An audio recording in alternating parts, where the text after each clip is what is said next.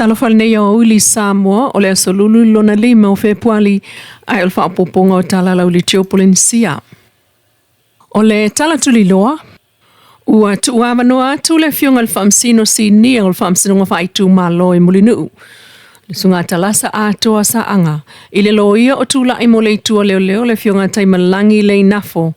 E wha mai atua i wha maumaunga i alato mōli anga FOU whaasanga i ala ule mali atoa a ole i o atu le Australia su fito Februari lua o lua lima. E se fulu lua isi mōli anga e au fia i ma upu wha luma e se mai le wha mōli anga o wha mautu atu.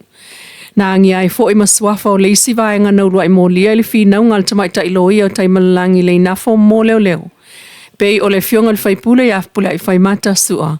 Li o whaatau malama au waa, Lisa Schmidt, masivai kepi, na ave iai inga e te tala i tua vanga na ai Samuel su o lo tau fia pea lwa inga leo leo. Fina o taimale langi o le le ai oni ai inga e te tala i la auli. E ono talo sanga i fo i le vaenga o ta wailunga i whaatutusa le whainga o la tau. E ono iai se afianga o le whaamsinonga o ta atia, ma le vailau tele a tangata fua i saanoa ngā la auli, lunga so ta inga tele vave, po le social media. Fina u fo ile lo ia leo leo, le tau fia ona pepa malanga e le whaalawe a e le whaanga solonga o le whaamsinonga. Ma ia saini le ofiso leo leo, ma tau mamao mai leo leo so tanga ile mta upule nei. Peta ia le whaavai fo ile fina watu le lo ia la auli Miss Mira Lui, na ia tau ua iloa umai tangata le sunga la auli. Na soi fua manofo mai lava ia i Samoa le tātou tunu, o se whai pi sinisi, ai o le taitai fo ile vaenga wha upu whai tele i Samoa. Ma ua le tau fia fo ia leo leo tal sangatu inatu e malanga i pulea i malio i fafo. E le whetau i fo ile whaasao la auli mai le social media ai e tatau na tapu na o le sao noa i mata upu tau whaamsinonga le whai nei. I le Malaysi tu e tā waf so ta inga tele vave ia la auli mola na ngā ruenga ai mai so ta penanga mo le palo te tele. Peta i le tali mai e le tamaita i whaamasino. Wa ia wha o ngā ai inga o le tatala i tua sa ia o atu le sfreile nei. E whaamatala mai ai le mafu anga o lona wha o ngā ina o ai inga e tatala i la auli i tua. O le tāo se fulu i le tae ao nā wha moe le ua wha i tala i le whaitau se lau. O le aulangolango le fionga ia la auli le mali e toe whailo i ai i mulinuu i le sfreile. Wa tipi i lalo le au whainga o tupe le malo e tu inatu i le whaalapo pitonga le to manga moe popo ngā tia pol SVSG mai le afa miliona i le na o le lua sela wafe TALA. Ai ua wha o popo ane nei ma isi whaalapo pitonga tu ma oti e whaasa fua atu i ai i le malo vai ngā tupe mo pol kalame ma o onga e tau fiai sa wanga whaasanga i tina matamai tai. E au fiai le Soul Talk Samoa, le Samoa Rejuvenate Youth Group, le Salvation Army ma le Lakapi Samoa. Peita ai ua whaamawina i le to manga moe popo ngā TLCT o le au wha i o tangata e vilia, le lato laina lawe ai o le valu se lau fitu wha.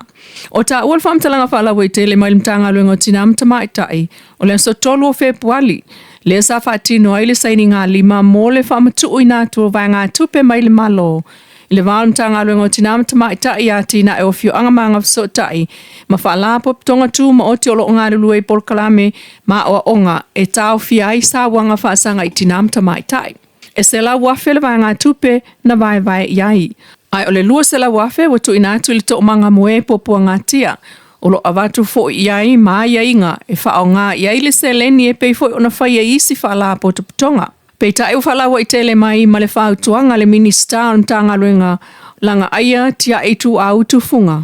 Tautua nā le wha maoni i le whao ngā ina o se leni ua wha amatu atu e maise o ala fua o ta oto e li poti mai ai pe a mai al taimi wha atulanga ina o le whao ngā ina o nā tupe.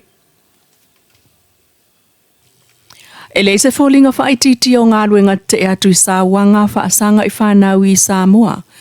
Talu o lo moli mawina mai e le leina vili fua le to manga moe popua ngā tia le sitia. O le whaitaua mata uputau sā wanga wha mawina mai lea e le valu se lau fitu wha. O le telefoni lea e ola lua su wha i tu laia sa umalawa ai le misia lava se asa ma le vala au taunu. Ai maise, o le taimi o aso malo lona mawai atu, o le tele o vala au whanau sa waina e mātua ma au ainga. E ele mata upo le asolua fito i anuali, o le tamaititi sa wha au au lava ona sa waina e ona mātua ma au ainga, ai na le whātau sanga o le atali. O le isi fo imta upu o le tamaititi whātau sanga fo'i na sāwaina e lona tamā. I le pau mauno oa umai o na fōlinga. O le isi fo imta upu o le tamaititi whātau sanga na sāwaina e lona tau ainga i le pau mauno oa umai o na fōlinga. Na wawe o na tali atu ia le tō manga ma wātu le whale mai mai loa ane ai le tele o isi manu anga tuai o lo o itino ia whānau e atangia ua o se sāwanga whaawau. E le FOU foi. Le mata upu i le teine se fulu whātau sanga o lo i tonu nei fo'i o le tō manga ma lona maitanga a fua mai i le sāwanga o whiusua inga i to tonu lava o lona ainga. Mai ua whaia ia isu e ngā leo leo i le taimi nei. O whanau sa waina nei o wha o popo atu i le tele o isi o whanau whapea o lo o tau sia i le lotoa le Campus of Hope i tuana i mato. Ua talialo ia i nei e le au mamalo le malo tuto tasio Samoa le fionga tui mleli whanova ale to soalau vile lua. Tusi tō fingo le umpasa o le malo falani Samoa. O le sauninga tau a ao sa whai le ofiso le ao le malo ilo ni mautai vai lele le asolua asa whao Februari. E atoa ia i le tausanga le nei, le 5 sutasi tausanga talu una whai le asotanga le vao malo e lua talu mai mati mua ta siva fitu wha. Il whamtalanga whalawa i tere o le sauninga o ta wai le sotanga i motu o le Pasifika o ilalo le pulenga whalani Samoa e pei o New Caledonia Wales mafutuna. Mātangia i le mausali o le nā sotanga o mai ei nei i le whamautuina o le ofiso le ampasa o whalani i Samoa. Ai le o ngalo i fo i le sao le fionga vai masanu usita mātel sa aveai honorary consul o whalani i Samoa mo le 2 tausanga. O le ampasa o whalani lea ua iei nei o le fionga Kolemi Lemoyne ua aveai nei ma ampasa mua whalani e whamautu i Samoa. Malona whale tua mo la alo. Tala nao nei tū lama i lau li tio Polynesia, sfa poponga tau 5.